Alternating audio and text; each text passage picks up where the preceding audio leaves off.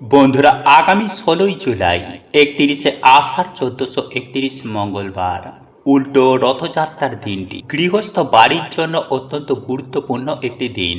কারণ এই দিনে প্রভু জগন্নাথ, যিনি জগতের নাথ, তিনি মাসির বাড়ি থেকে নিজের বাড়িতে ফিরে আসবেন। তাই শাস্ত্র মতে মনে করা হয়, প্রভু যেহেতু জগতের নাথ, তিনি জগতের প্রত্যেকটি পরিবারে, প্রত্যেকটি গৃহস্থে, প্রত্যেকটি সংসারে তিনি বিরাজমান। তাই প্রভুকে নিজের গৃহে স্বাগত জানাতে, নিজের গৃহে চিরস্থিত করে রাখতে কিছু উপায় উপাচার আমাদের প্রত্যেকের করা প্রয়োজন, যাতেই প্রভু জগন্নাথ আমাদের বাড়িতে চিরস্থায়ী নিবাস করেন।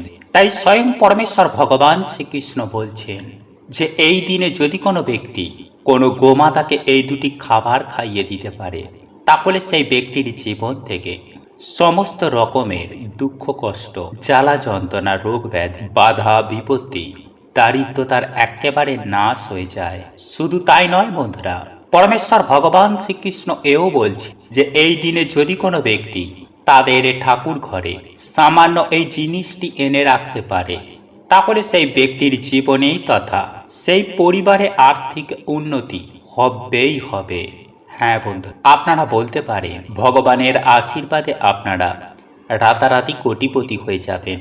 শুধু তাই নয় বন্ধুরা, যাদের বাড়ির ঠাকুর ঘরে যদি এই একটি জিনিস থাকে, তাহলে সেই বাড়িতে মা লক্ষ্মী সদয় বিরাজ করেন। হ্যাঁ বন্ধুরা, মানে সেই বাড়িতে কখনোই দুঃখ দারিদ্রতা ঘিরে ধরতে পারে না। তাই বন্ধুরা, যদি আপনাদের ঠাকুর ঘরে এই একটি জিনিস যদি না থাকে, তাহলে অবশ্যই বন্ধুরা এই উল্টো রথের মধ্যে আপনারা আপনাদের ঠাকুর ঘরে এই জিনিসটি এনে রেখে দিন, যদি চান যে আপনাদের বাড়িতে মা লক্ষ্মীর কৃপায় সদায় সুখ শান্তি বিরাজ করুক, ধন দৌলতে আপনাদের বাড়িতে সদা সর্বদাই ভরপুর হয়ে থাকুক। তাহলে অবশ্যই বন্ধুরা এই ভিডিওটিতে বলা সেই জিনিসটি আপনারা আপনাদের ঠাকুর ঘরে এনে অবশ্যই রেখে দিন। কারণ অনেক সময় বন্ধুরা কি হয় যে কোনো নেগেটিভ ঊর্জার ফলে আমাদের বাড়িতে বিভিন্ন রকম সমস্যা লেগেই থাকে, মনের ইচ্ছা পূর্ণ হয় না।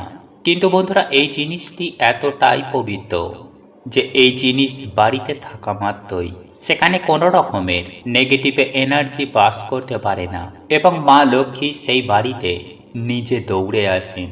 ফলে আমাদের শাস্ত্রে এই জিনিসগুলিকে ঠাকুর ঘরে রাখতে বারবার বলা হয়েছে। তাই চলুন বন্ধুরা এইবার আমরা জেনে নিই সেই জিনিসগুলোর ব্যাপারে, যার মধ্য থেকে আপনারা অন্ততপক্ষে একটি জিনিস হলেও এই উল্টো রথযাত্রার মধ্যে বাড়িতে এনে রাখবেন। তাহলে আপনাদের আয় উন্নতি কেউ আটকাতে পারবে না। চলুন এইবার মূল আলোচনায় প্রবেশ করা যাক। তবে মূল আলোচনায় প্রবেশ করার আগে আপনারা যদি আমাদের চ্যানেলে এখনো পর্যন্ত নতুন হয়ে থাকেন, তাহলে চ্যানেলটি সাবস্ক্রাইব করে পাশে থাকা নোটিফিকেশন বেল আইকনটি অন করে রাখুন। তাহলে আপনারা নতুন কিছু জানতে পারবেন, নতুন কিছু শিখতে পারবেন। আর এই ভিডিওটি যদি আপনার কোনো উপকারে লেগে থাকে, তাহলে ভিডিওটিতে একটি লাইক করবেন এবং বন্ধু বান্ধবী আত্মীয় পরিজনের সাথে ভিডিওটি শেয়ার করবেন। পরিশেষে জয় শ্রীকৃষ্ণ রাধে রাধে লিখে কমেন্ট অবশ্যই করবেন। বন্ধুরা, আমাদের এই জীবন চালাতে সকলেরই কম বেশি অর্থের প্রয়োজন, আর এই সকল অর্থের দেবী হলেন মা লক্ষ্মী। তাই যে বাড়িতে মা লক্ষ্মীর কৃপা নেই, সেই বাড়িতে আর্থিক উন্নতি কখনোই হয় না। তাই প্রত্যেক বাড়িতে মায়ের আগমনের জন্য প্রথমত যে জিনিসটি আপনারা সিংহাসনের পাশে রাখবেন তা হলো আতপ চাল। হ্যাঁ বন্ধুরা, আপনারা একেবারে ঠিকই শুনছেন। আপনারা আপনাদের বাড়ির ঠাকুর ঘরে সিংহাসনের পাশে একটি হলুদ কাপড়ের মধ্যে কিছুটা আতপ চাল পুটুলি করে সর্বদাই রেখে দেবেন। কারণ মায়ের প্রতীক হচ্ছে এই আতপ চাল। বন্ধুরা, যে বাড়িতে সিংহাসনের পাশে আতপ চাল থাকে, সেই বাড়িতেই সদা সর্বদাই মা লক্ষ্মী বিরাজ করেন। এবং যদি এই আতপ চাল যদি কোনো শুভ দিনে কিনে বাড়িতে রাখা হয়, তাহলে বাড়ির বাস্তুর জন্য বন্ধুরা খুবই ভালো ফল প্রদান করে। তাই উল্টো রথযাত্রার মধ্যে বন্ধুরা আপনারা অবশ্যই আতপ চাল কিনে বাড়ির সিংহাসনে রেখে দেবেন।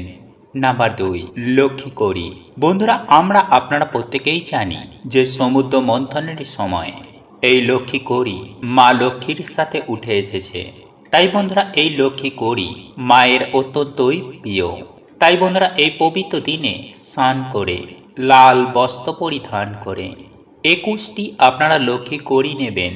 এরপর সেই লক্ষ্মী কড়িগুলো আপনারা গঙ্গার জল ছিটিয়ে মায়ের চরণে রেখে দেবেন এবং সেই লক্ষ্মী কড়িগুলো আপনারা সন্ধ্যাবেলায় পুজোর সাথে তার অবশ্যই পুজো করবেন।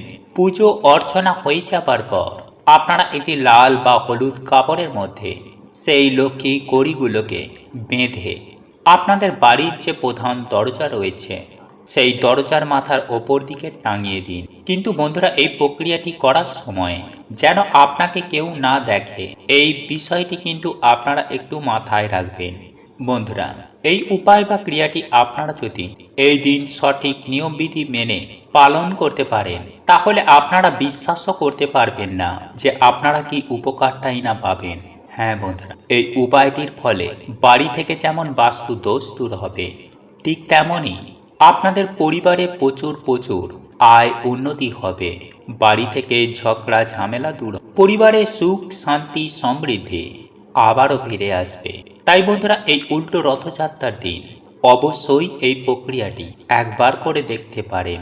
এছাড়াও স্বয়ং পরমেশ্বর ভগবান শ্রীকৃষ্ণ বলছেন যে ব্যক্তি উল্টো রথযাত্রার দিন এই দুটি খাবার গরু ও কুকুরকে খাওয়াতে পারবে সেই কোটিপতি হয়ে যাবে। হ্যাঁ বন্ধুরা, এটি পরীক্ষিত এবং প্রমাণিত, কারণ আমি নিজেও ব্যক্তিগতভাবে এই উপায় বা ক্রিয়াটি পালন করে চলি। আমিও ভীষণভাবে উপকৃত। আর আপনারাও যদি স্বাস্থ্যের বিধি বিধান অনুসারে গোমাতা ও কুকুরকে এই দুটি খাবার খাইয়ে দিতে পারেন তাহলে আপনারাও কোটিপতি হয়ে যাবেন। হ্যাঁ বন্ধুরা, আপনারা একেবারে ঠিকই শুনছেন। তাই আপনারা যদি প্রচণ্ড অর্থ কষ্টে ভোগেন, জীবনে অক্লান্ত কঠোর পরিশ্রম করার পরেও যদি আপনার হাতে অর্থ না থাকে, আপনার গৃহে যদি সদা সর্বদাই অশান্তি কলহ লেগেই থাকে, কিংবা আপনার পরিবারে যদি নিত্য রোগ ব্যাধি লেগেই রয়েছে, তাহলে এই দুটি খাবার এই দিন গোমাতাকে বা কুকুরকে খাইয়ে দিন। দেখবেন শনি মহারাজের অশেষ কৃপায়, হ্যাঁ বন্ধু, শনি মহারাজের আশীর্বাদও কৃপায় সব সমস্যা তৎক্ষণাৎ দূর হয়ে যাবে। হ্যাঁ বন্ধুরা, আপনারা একেবারে ঠিকই শুনেছেন। বন্ধুরা সাধারণত অনেকেই শনি মহারাজকে ভয় করেন। শনি মহারাজের নাম শুনলেই তারা ভয়ে ভীত হয়ে পড়েন। তারা মনে করেন যে শনি মহারাজের কুদৃষ্টি একবার যদি আমাদের ওপরে পড়ে তাহলে আমাদের এই জীবন একেবারে ছারখার হয়ে যেতে পারে। হ্যাঁ বন্ধুরা, এটা একদম সত্য কথা। কিন্তু বন্ধুরা আপনি কি জানেন, যদি শনি মহারাজ আপনার ওপরে সন্তুষ্ট হন তাহলে আপনার জীবনে কতটা আয় উন্নতি ঘটতে পারে? হ্যাঁ বন্ধু, আপনার কতটা লাভ হতে পারে। বন্ধুরা আপনি কি এটা জানেন? এই বিষয়টি হয়তো অনেকেই জানেন না। দেখুন বন্ধুরা, আজ আমি আমার এই ভিডিওটির মাধ্যমে আপনাদেরকে সুন্দরভাবে জানিয়ে দেব যে আপনি যদি আর্থিক সংকটের মধ্যে থাকেন, আপনার চতুর্দিকে যদি সমস্যা আর সমস্যা থেকে থাকে, তাহলে এই উল্টো রথযাত্রার দিন এই খাবার দুটি অতি অবশ্যই গোমাতা বা কুকুরকে খাইয়ে দিন।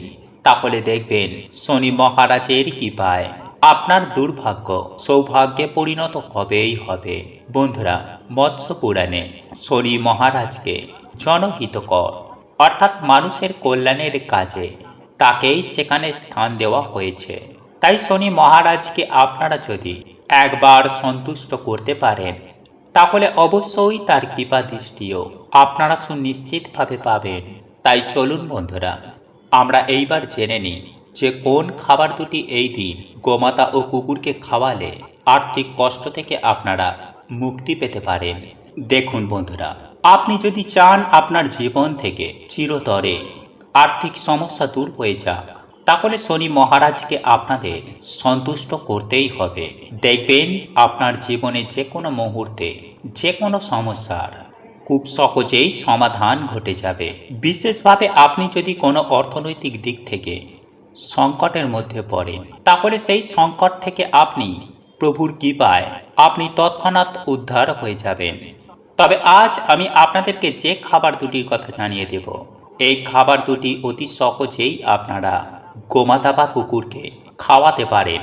তবে এটি খাওয়ানোর আগে আপনাকে বেশ কিছু নিয়ম পালন করতে হবে, তবেই আপনাদের ওপরে শনি মহারাজ অত্যন্তকারে সন্তুষ্ট হবেন।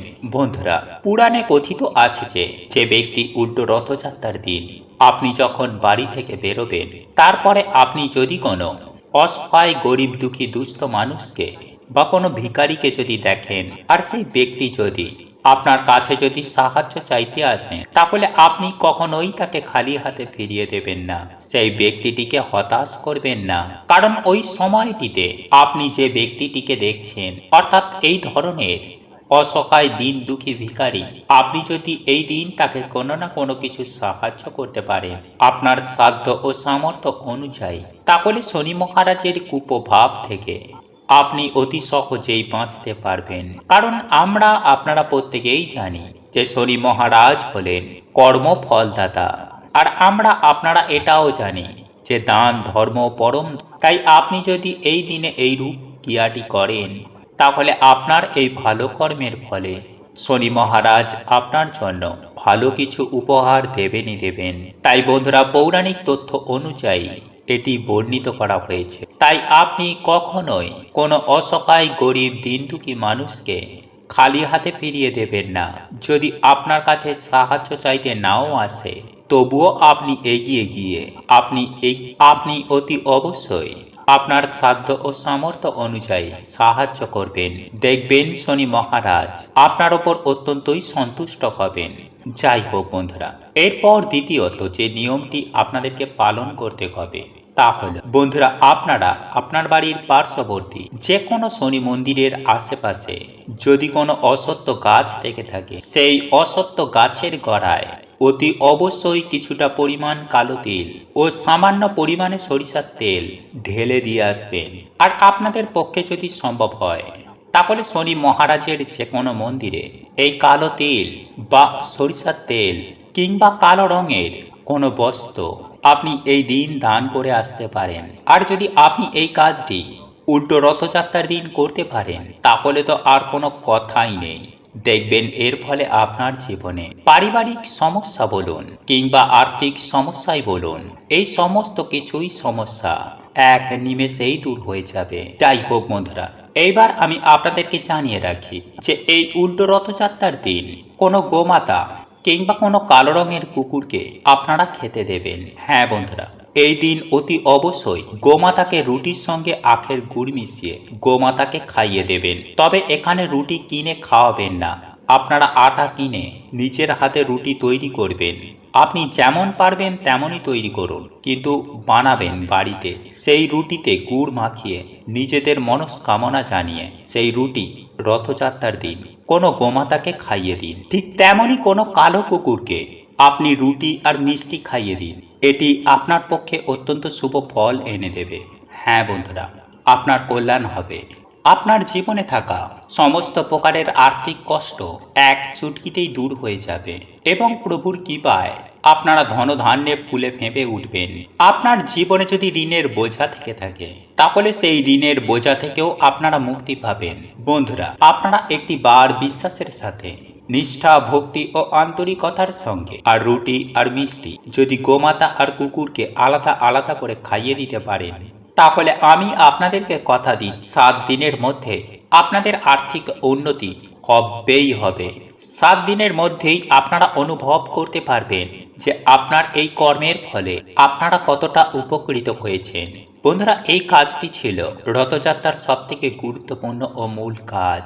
এই উপায় বা ক্রিয়াগুলি অবলম্বন করলে আপনার হাতে যে কোনো উপায়ে অর্থ আসবে। হ্যাঁ বন্ধুরা, আপনার সংসারে হু হু করে অর্থ আসবে। প্রভু জগন্নাথ ও শনি মহারাজের আশীর্বাদ ও কৃপায়। জয় শ্রীকৃষ্ণ। রাধে রাধে। প্রভু আপনাদের সকলের মঙ্গল করুক। আপনারা সকলেই সুস্থ থাকবেন, ভালো থাকবেন। নমস্কার, ধন্যবাদ।